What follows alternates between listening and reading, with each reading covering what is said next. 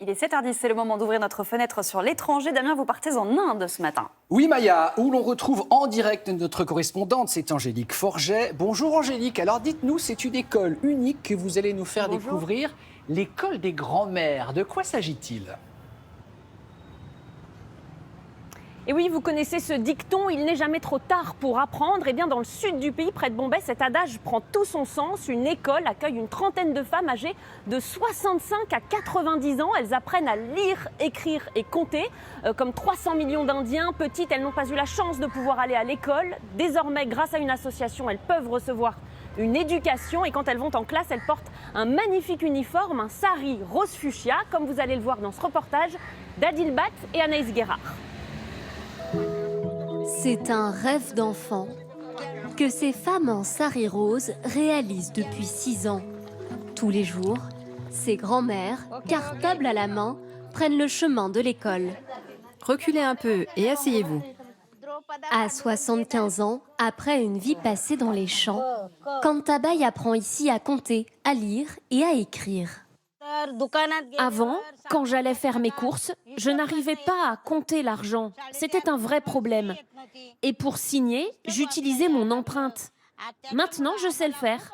Je commence même à lire des livres et cela me rend très heureuse. Cette classe a été créée grâce au financement d'un mécène indien et au regard bienveillant de cette professeure. Elles rencontrent des difficultés. Elles ne voient pas bien, n'entendent pas bien et oublient souvent ce qu'on leur dit. Mais malgré tout cela, elles font preuve d'un grand enthousiasme pour apprendre.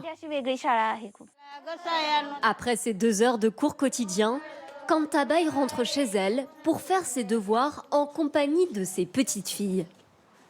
Ça va, mamie ? Oui, et vous les filles ? Notre mamie fait beaucoup de progrès et j'en suis vraiment contente. Nous étudions ensemble et je suis très fière d'elle. Cet apprentissage a changé le statut social de Kantabai.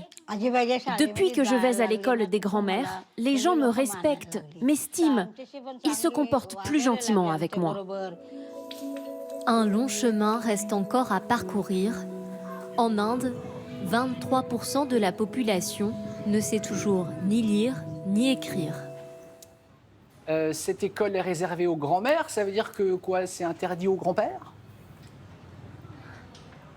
Oui, cette école, elle n'est réservée qu'aux femmes, car en Inde, ce sont surtout elles qui sont victimes d'analphabétisation. Alors c'est vrai, ces dernières années, l'écart avec les hommes s'est resserré, mais dans les familles les plus défavorisées, quand il n'y a pas assez d'argent pour scolariser les enfants, la plupart du temps, on préfère envoyer les petits garçons plutôt que les petites filles à l'école, si bien qu'aujourd'hui, en Inde, seuls 65% des femmes sont alphabètes contre 80% des hommes. Merci beaucoup Angélique, passez un très bon week-end à New Delhi, à bientôt.